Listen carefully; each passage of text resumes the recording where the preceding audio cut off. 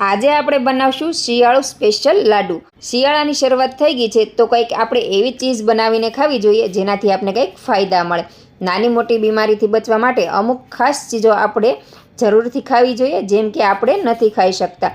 આજે આપણે જે લાડુ બનાવીએ તેમાં આપણે એવી જ બધી વસ્તુ એડ કરશું જેના લીધે આપણે એ બધું ખાઈ શકીએ, જેમ કે તલ, અળસી, ખજૂર, ડ્રાયફ્રૂટ, ખસખસ આ વગેરે આપને એનર્જી આપે છે। જો તમે રોજ એક લાડુ ખાશો તો આખો દિવસ તમને એનર્જી મળશે।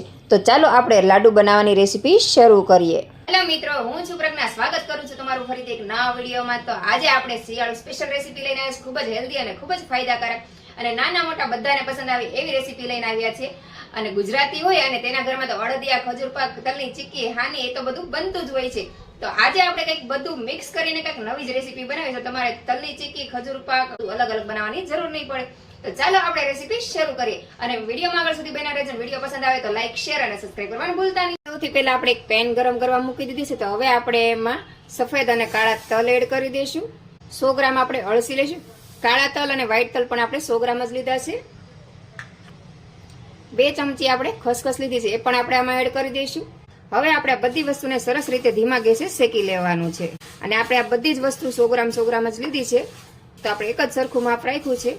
તો આને સરસ મજાના એકદમ બ્રાઉન ન થાય ત્યાં સુધી આપણે આને ધીમા ગેસે શેકી લેવાના છે।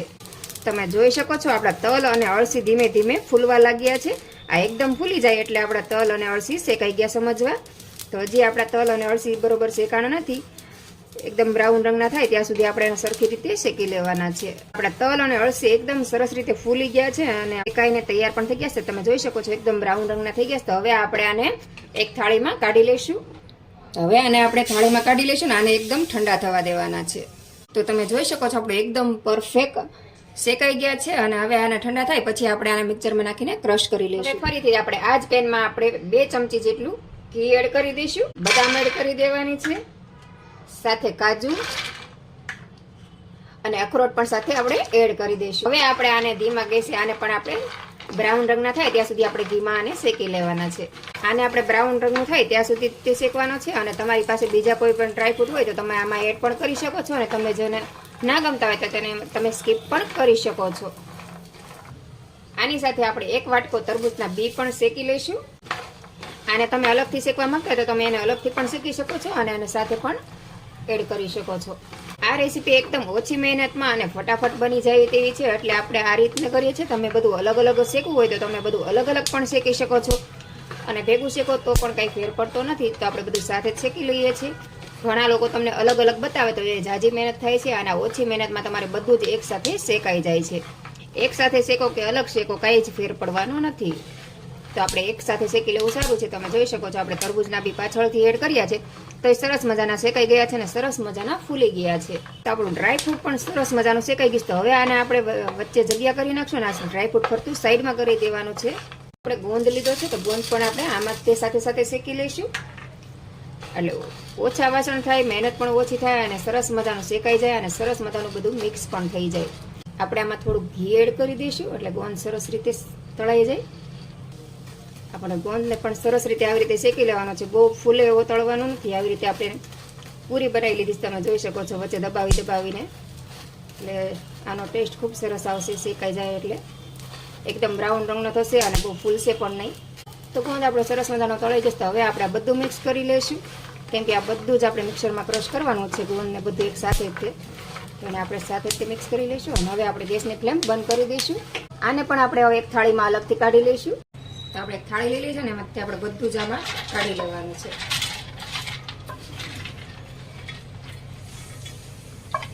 તમે જોઈ શકો છો એકદમ બ્રાઉન રંગના આપણા બી થઈ ગયા છે। આટલું જ આપણે શેકવાનું છે બ્રાઉન રંગનું થાય ત્યાં સુધી। હવે ફરીથી આપણે આ જ પેનમાં આપણે ખજૂરને શેકી લેવાનો છે। ખજૂરમાં આપણે ફરીથી 2 ચમચી જેટલું ઘી એડ કરી દઈશું અને સરસ રીતે મેલ્ટ થાય ત્યાં સુધી આને આપણે શેકી લેવાનો છે। મેં અહીં 500 ગ્રામ ખજૂર લીધો છે। તમે વધારે ગળ્યું ખાવાનું પસંદ કરતા હોય તો તમારે કિલો ખજૂર લેવાનો છે કેમ કે આ તમે 500 ખજૂર લેશો તો બહુ મોડું થશે અને અમે ઘરમાં બહુ મોડું ખાઈએ છીએ અને ઘર માટે જ બનાવું છું એટલે મેં 500 ગ્રામ ખજૂર લીધો છે। તમારે આની જગ્યાએ કિલો ખજૂર એડ કરવાનો છે। ખજૂરને મેલ્ટ થતાં બહુ વાર નથી લાગતી, 2 થી 3 મિનિટમાં જ તે મેલ્ટ થઈ જાય છે જો સારું ખજૂર હોય તો। રેગ્યુલર ખજૂર હોય અને કડક ખજૂર હોય તો એને વાર લાગે છે, થોડોક સોફ્ટ હોય તો ફટાફટ એ મેલ્ટ થઈ જાય છે। તમે જોઈ શકો છો આપણે કેટલો ફટાફટ મેલ્ટ થઈ ગયો છે. આપણે ઉપરથી 1 ચમચી ઘી એડ કરી દઈશું, કેમ કે ખજૂરમાં થોડું ઘી હોય તો બધી વસ્તુ સરસ રીતે મિક્સ કરવામાં સારું પડશે.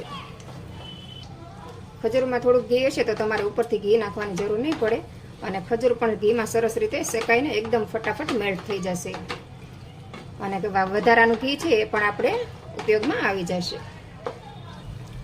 તો આપણે જરૂર છે તેવો ખજૂર આપણે સરસ રીતે મેલ્ટ થઈ ગયો છે. તો હવે આ ગેસની ફ્લેમ આપણે બંધ કરી દઈએ છીએ અને ખજૂરને આપણે ખાલી 1 મિનિટ માટે ઠંડુ થવા દેવાનો છે.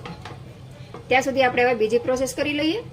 તો સૌથી પહેલાં આપણે આ તલ ને એ બધું છે એને આપણે એક મિક્સર જારમાં એડ કરીને આપણે એને ક્રશ કરી લેવાના છે. તો પહેલાં તો આપણે મિક્સર જારમાં એને કાઢી લઈશું. એક જારમાં ભરી લીધી છે ને હવે આપણે આને ક્રશ કરી લઈશું. તો આપણે સરસ રીતે સરખું આને ક્રશ કરી લીધું તમે જોઈ શકો છો. આપણે તમારા ઘરમાં આખા તલ ખાવાનું પસંદ કરતા હોય તો તમારે એને ક્રશ કરવાની જરૂર નથી. જો તમે આખા તલ નાખશો તો તમારા લાડુનો રંગ કાળો નહીં થાય. આપણે આમાં વ્હાઈટ અને કાળા બંને તલ લીધા છે ને સાથે અળસી પણ લીધી છે. તો હવે આપણે આને સાઈડમાં મૂકી દઈશું ને હવે આ જાર લેવાની છે ને આમાં આપણે ડ્રાયફ્રૂટ ક્રશ કરી લઈશું. તો આ ડ્રાય તો આપણે અડધા 2 ભાગ કરી નાખશું. સાથે આપણે આમાં ગોંદ પણ નાખ્યો છે તો આપણે અડધું જ લઈશું. તો આને પણ આપણે આમાં જ એડ કરી દેવાનું છે. આ પણ આપણે સરસ રીતે દળી લીધું છે. તો આપણે આને આમાં પણ મિક્સ કરી લેવાનું છે. તમારે આને અધકચરું રાખવું હોય તો તમે અધકચરું પણ રાખી શકો છો. હું અધકચરું નથી રાખતી કેમ કે છોકરાને મોઢામાં ડ્રાયફ્રૂટ આવે તો છોકરા નથી ખાવાનું પસંદ કરતા. તો આપણે બધું જ ડ્રાયફ્રૂટ દળીને તૈયાર કરી લીધું છે અને હવે આપણે આમાં ખજૂર એડ કરી દેવાનું છે. ખજૂર ક્રશ કરીને લેવો હોય તો તમે ખજૂરને પણ ક્રશ કરી શકો છો. મેં ક્રશ નથી કર્યો પણ તમારે ક્રશ કરવો હોય તો તમે કરી શકો છો. તો હવે આપણે આ ખજૂર છે એ પણ હજી થોડો ગરમ જ છે તો આપણે આમાં એને એડ કરી દઈશું. ઘી છે એ પણ આપણે આમાં એડ કરી દેવાનું. હવે આ બધું આપણે સરસ રીતે મિક્સ કરી લેવાનું છે. ખજૂર થોડો ગરમ છે હજી તો એને હાથ લગાડવો નહીં. તો એને થોડી વાર હજી ઠંડુ થવા દઈશું અને આવી રીતે ચમચાની મદદથી ત્યાં એને મિક્સ કરવાની કોશિશ કરવાની છે.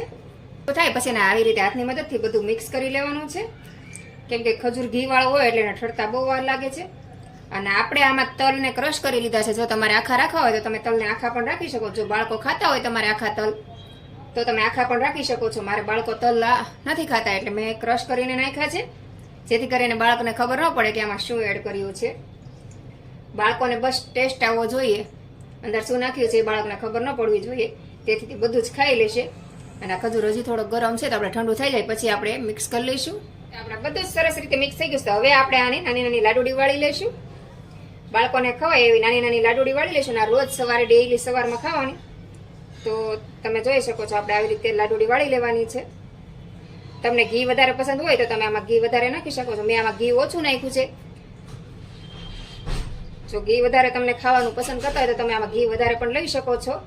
અને આવી રીતે આપણે લાડુડી વાળીને તૈયાર કરી નાખવાની છે. તમે આખા તલ રાખશો તો તમારી લાડુડી આવી કાળી નહીં થાય. જો કાળા તલ નહીં નાખો તો તમારી લાડુડી કાળી નહીં થાય. ને કાળા તલ નાખીએ એટલે આપણે લાડુડીનો રંગ થોડોક કાળો થાય છે. પણ રંગ ઉપર નથી જવાનું, આપણે આને હેલ્થ પર જવાનું છે ને ફાયદો કેટલો છે એ જોવાનું છે. તો આ રીતની આપણે બધી જ લાડુડી તૈયાર કરી લેવાની છે. તો આપણા શિયાળુ સ્પેશિયલ એનર્જી લાડુ બનીને તૈયાર છે. તો આ લાડુ તમે સવારમાં રોજ નયના કાંઠે ખાઈ શકો છો અને બાળકોને સવારમાં આપી શકો છો. આ લાડુ ખૂબ જ હેલ્ધી છે અને બાળકને એક લાડુ તમે સવારમાં આપશો તો આખો દિવસ બાળકને એનર્જી રહેશે. કેમ કે બાળકને આપણે ડ્રાયફ્રૂટ આપીએ છીએ તો બાળક ખાવાનું પસંદ નથી કરતું. તો આવી રીતે તમે બાળકને લાડુ બનાવીને આપશો અથવા ઘરમાં કોઈ પણ નાના મોટા લાડુ ખાઈ શકે છે. શિયાળામાં આપણે એવી ચીજ ખાવી જોઈએ જેનાથી આપણે કંઈ ફાયદો થાય પણ આપણે એ નથી ખાતા. જેમ કે અળસી છે, ખસખસ છે, ખજૂર છે, ગોળ છે, એ બધી વસ્તુ આપણે શિયાળામાં ખાવી જોઈએ જે આપણે નથી ખાઈ શકતા, જેના લીધે આપણે બીમાર પડીએ છીએ. તો શિયાળામાં આપણે આવી રીતે લાડુ બનાવીને ઘરમાં બાળકોને અને નાના મોટા બધાને ખાવા જોઈએ જેથી આપણે એનર્જી મળે અને બીમાર પડવાની શક્યતા ઓછી રહે. અને ખૂબ જ હેલ્ધી છે અને ટેસ્ટી છે, 100% નેચરલ છે. તો આ વસ્તુ તમે એકવાર બનાવો, ખાઓ અને તમારો અનુભવ મારી સાથે શેર કરો. અને તમને મારી રેસીપી કેવી લાગી એ મને કોમેન્ટ કરીને જરૂરથી જણાવજો. અને મારી રેસીપી તમને પસંદ આવી હોય તો તમારા મિત્રોમાં, ફેમિલીમાં પણ શેર કરજો. અને વિડીયો પસંદ આવ્યો તો લાઇક, શેર અને સબસ્ક્રાઈબ કરવાનું ભૂલતા નહીં. તો ફરીથી મળશું એક નવા વિડીયો સાથે. જય હિન્દ, જય ભારત.